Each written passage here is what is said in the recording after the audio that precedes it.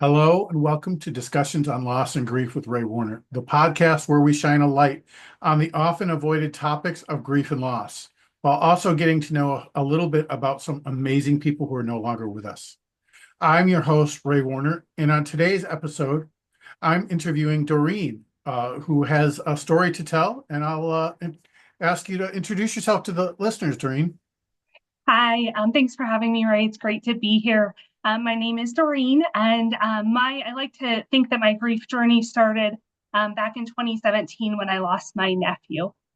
It's been something that I've always been very open about my journey and really tried to share my experiences as I've experienced them and just being very real and transparent with people. And in more recent years, more people have said, you need to be more, you need to tell more people on a greater scale. And so I was really excited to be able to talk with you because my circle knows my story, but I have found so much value in the people I've met along the way as well that were outside of my circle and that they've been through this journey.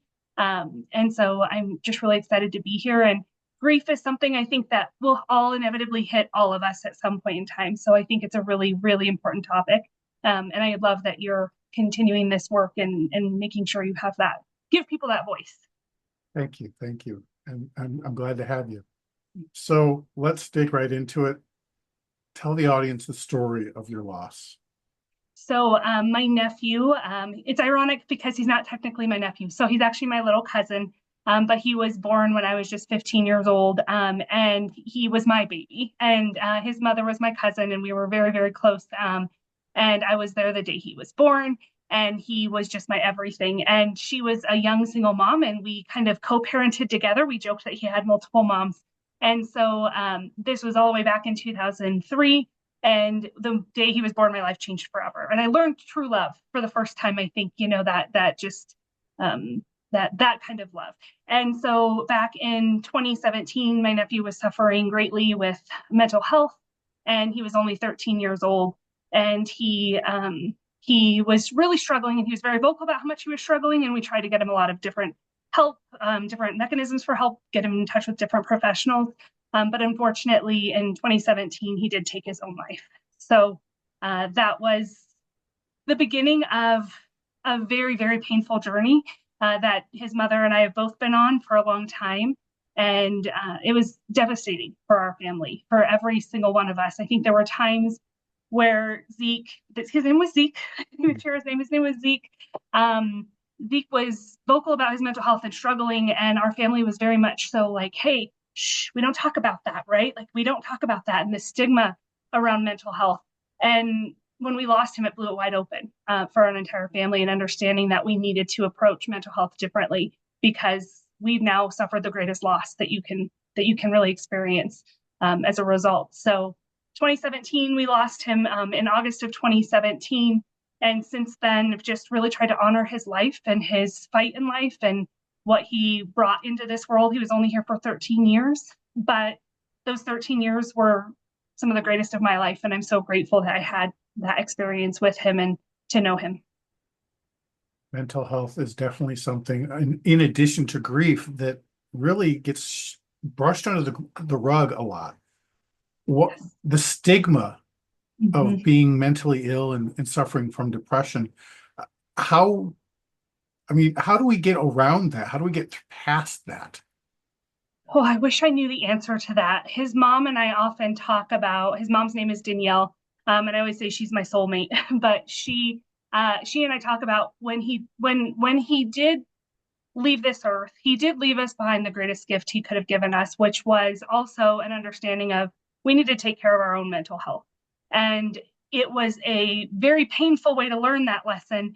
And I would not wish it upon anybody, but I do know that both of us afterwards we knew it was an immense loss we couldn't get through on our own.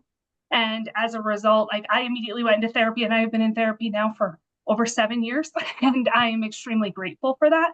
And so the approach I take to kind of trying to end the stigma around mental health is talking about it and being honest. I get a lot of kind of hate from people sometimes about what I share and being very transparent because we're not supposed to share the dark stuff, right? We're only Mhm. supposed to share the accomplishments we have in life, or we're supposed to be positive.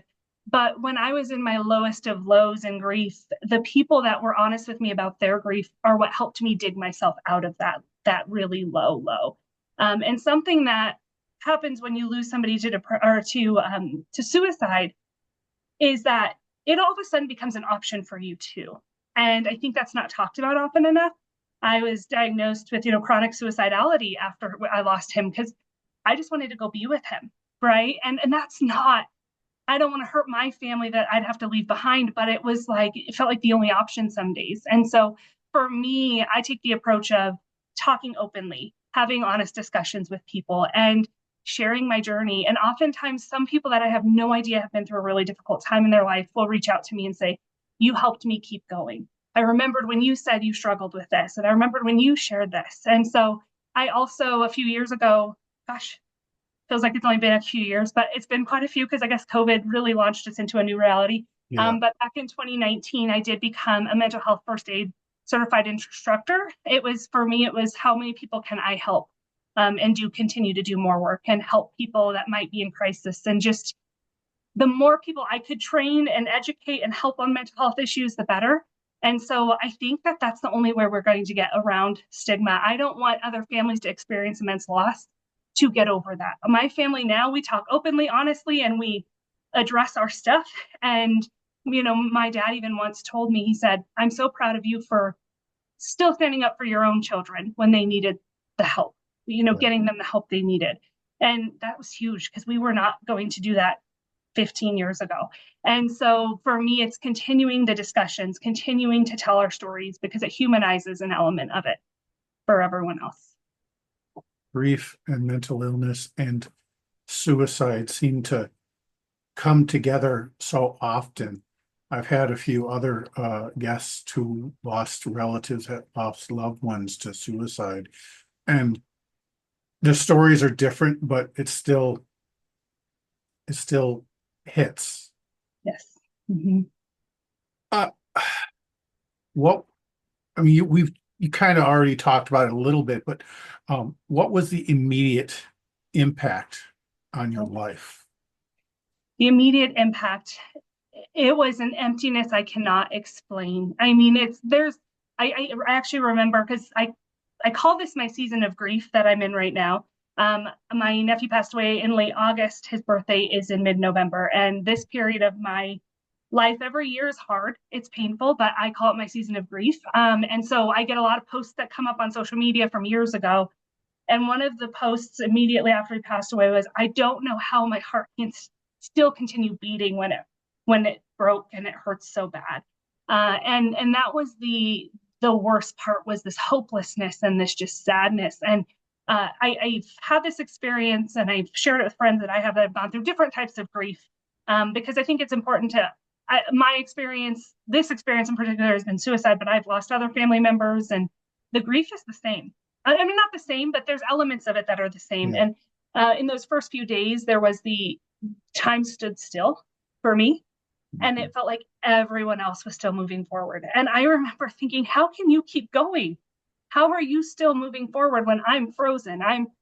How do I move on? And not in the sense of moving on, but I don't even know how to get to tomorrow. But you're getting there.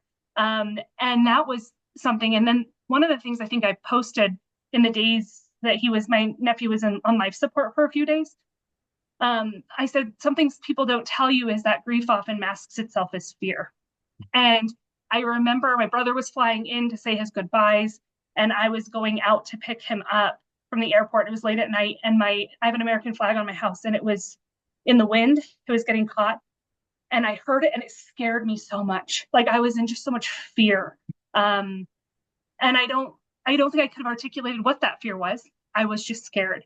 And so in those immediate days after losing him, it was the fear, and it was also, what's next?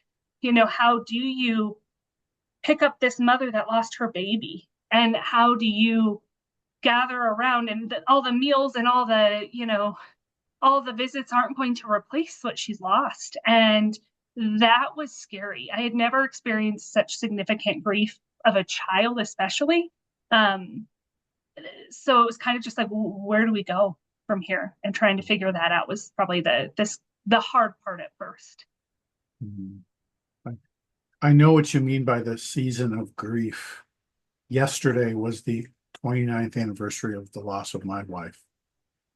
And 29 years later, that day still fits. And I remember what you were talking about, the standing, like my feet were stuck in mud. Yes. And how can life go on around me? And yet, for me, I actually had to because I had an infant.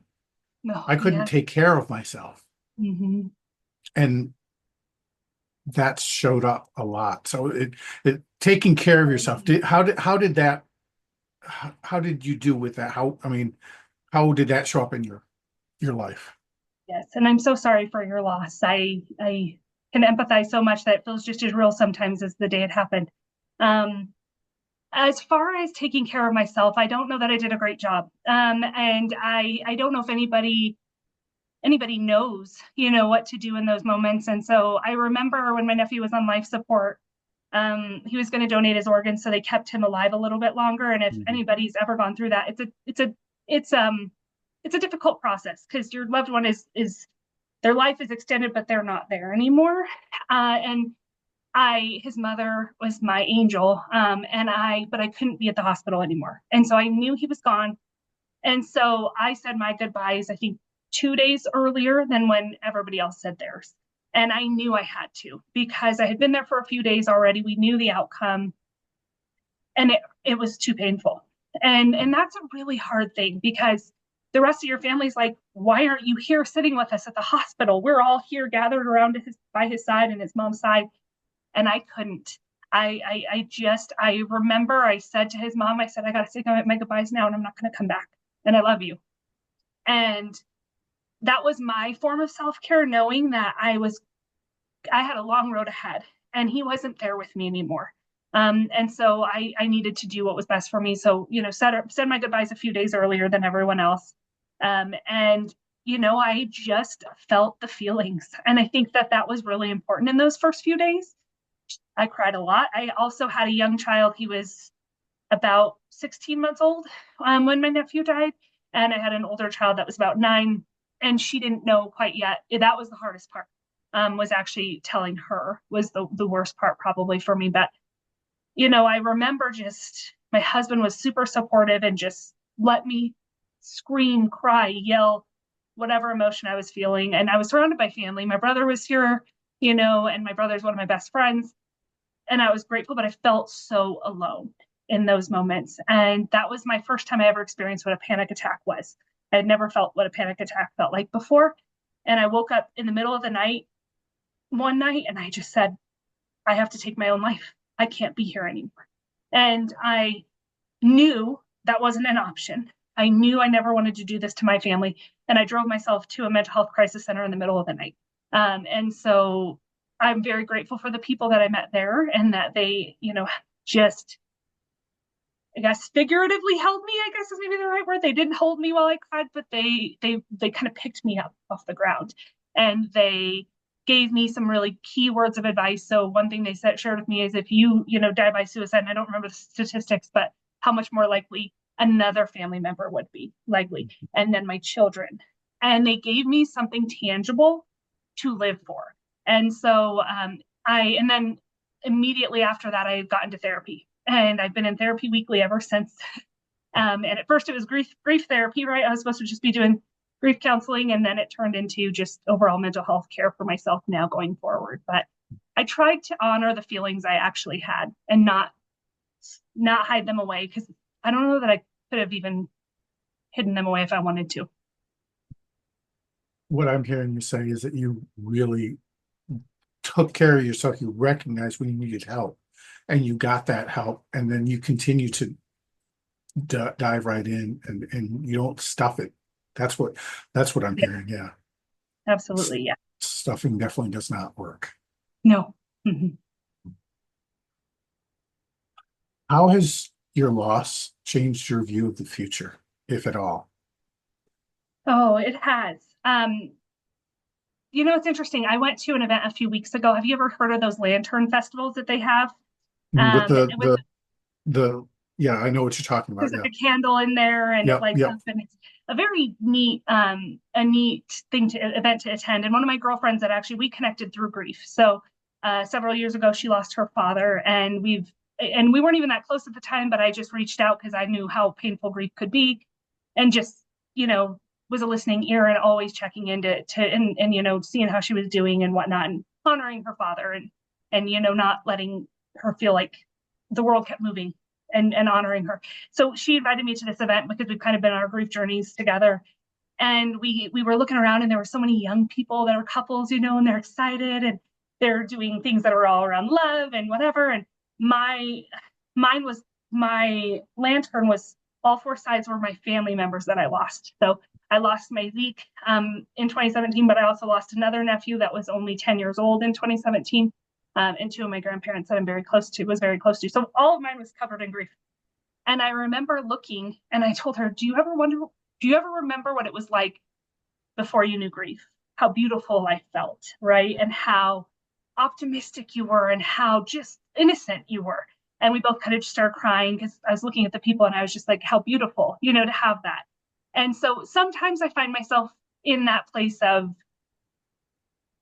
I don't want to say negativity, but just sorrow, right? Like, it's like, gosh, but why do we have to lose these people? Why do we have to lose the brightest humans? Why can't we all live forever? And Yeah. I find myself scared sometimes to get close, because it's like, oh gosh, the older you get and the bigger you love, the more people you're going to lose. And that's Yeah. scary. But it also gives me a lot of hope. And so I try to really think about what my nephew wanted to accomplish in life and he wasn't able to. And I try to honor that. So, like, again, during the season of grief, around other times of the year, I will post videos of things that my children are doing. And I think, what would Zeke, and I'll sometimes do music, and I'll even talk about Zeke and say, what would he think of my kids doing this? Like, my nephew was an athlete, he was a wrestler, he was a football player, and so my son started wrestling a few years ago. And I remember in the post I said what Zeke would think of my kids, what all that they're doing, and how fun this would be. And what's interesting was my son was only a year old when Zeke died, but he knows him. He Wow. talks about him, and it's because we've kept his memory alive. And so I think for me, I try to continue to live my life in a way that Zeke would be proud of, and that he would join us in if he hadn't suffered so greatly. And so I try to really take the time to honor who he was, thinking about what his dreams were. He was my running buddy. We would run 5Ks together. Every time I run a 5K, I think of him. I pray, I kind of meditate, I listen to music that reminds me of him. But just this last year, my 8-year-old started running with me. And I can't tell you how special that was, because I was like, you'll never replace Zeke, but you are my running buddy now. And he wanted to be that for me. He knew I lost my buddy. So I think grief can be so complex because it can be absolutely devastating. And you can also find the beauty in who your person was. And I try to find a balance in that, because they, I truly believe they were here for a reason, for us to love them and continue and honor them. And even no matter how short it was they were on Earth, it's beautiful for me to continue to keep his memory alive, and do things that he would have liked. Awesome. That's beautiful. So, what advice would you give someone who has just experienced a loss like this? I think the advice that I would give would be, again, it's okay to feel everything you're feeling. And also, one piece of advice, like I mentioned, my friend, her name is Sarah. I'll never forget, we were talking with a group of people, and somebody says, oh, well, you'll get over it in soon, you'll get over it in no time. And I remember her face, and I just thought, people say the worst possible things about grief. They mean well, they do, but if they've never experienced it, they don't know what to say. Mm-hmm. And so I think that my advice is find someone that's been there, and can listen to you, because I think people get so scared of grief. They're scared to ask, hey, how are you doing, right? Like, they're so scared of what the answer might be. And Yeah. when in all reality, I think most people that are grieving want to know people still care and haven't forgotten. I think that, for one, I think it's feeling the feelings, finding someone that really understands, and finding things that are going to help you get through it. So whether that's therapy, whether that's meditation, whether it's, for me, it was running for a period of time. And, the day my one nephew passed away, I signed up for a half marathon because I was like, oh, I got to run. I got to run. I got to feel this, get this out. Yeah. I think that it's okay to honor your journey, and everybody's journey does look different. And I think that for me, I think what's important is that helping people to know their journey's okay, and what journey they need to take is okay. Some people, like me, right, run to the charge right away, and I'm like, I need help.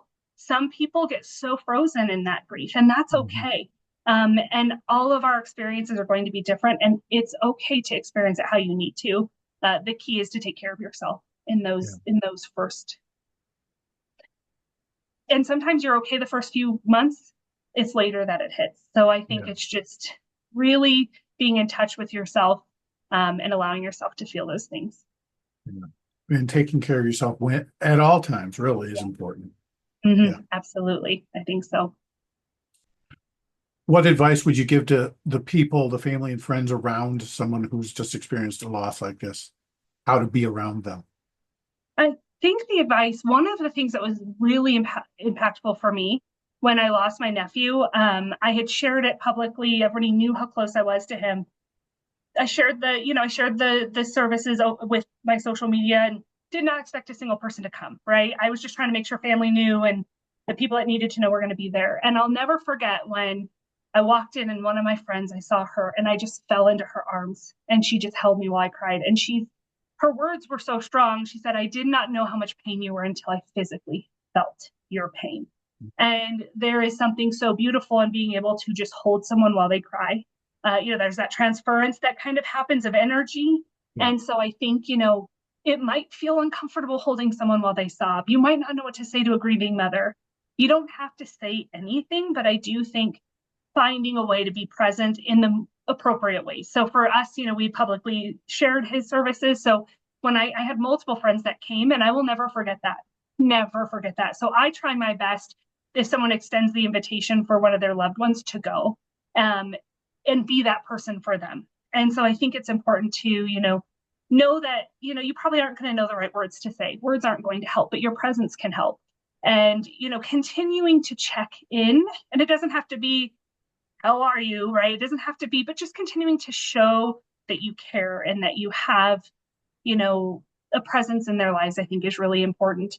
The other thing I will just say is to not think you can't bring them up later. Because Mm. for me, when people bring my nephew up, I'm like, oh, you remember he existed in this world. You remember him. And that's a really special thing for me is when people bring up stories about him, or I've had friends that found pictures of us like years later and we're like, oh, I have this gift to share with you. I found these pictures. And I think not the biggest thing somebody can do is just be present, I think. Yeah. And I think that there's lots of people that might want meals, but some people might want to make their own meals because they need Mhm. that. So you never kind of know, and you have to kind of figure that out. But being present is the best thing I think you can do for someone that's grieving. Yeah. That's being present. That hits for sure. Mm-hmm. Sure. So last question. Can you please bring Zeke alive so that the listeners, so that everybody, so that I can feel him as if he was here? Yes. So Zeke was, like I mentioned, he was, 13 when he passed away, but it's so funny. He was like a grown man. And we used to kind of laugh because he had a mustache. He was taller than I was. I think he was probably 5'8", 5'9" when he passed away, and just big and muscular. And he was the coolest kid. I mean, I'll never forget he had gotten really into welding before he passed away, and it was actually a form of art for him. And so we still have some of his artwork that he made out of welding and welding metals together. He had gotten really into photography. He had a very creative mind.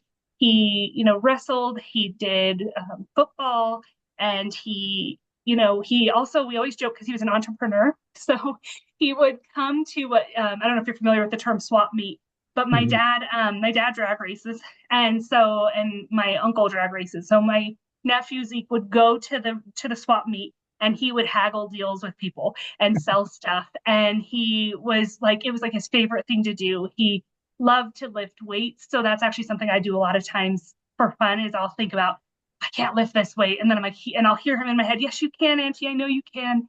He was the most helpful kid. He, came to birthday parties. He came to everything. And he even helped. I bought my house the year he passed away, and he helped me landscape my yard. And I'll never forget, he's 13, right? And he comes inside and he's tired because they had been working all day.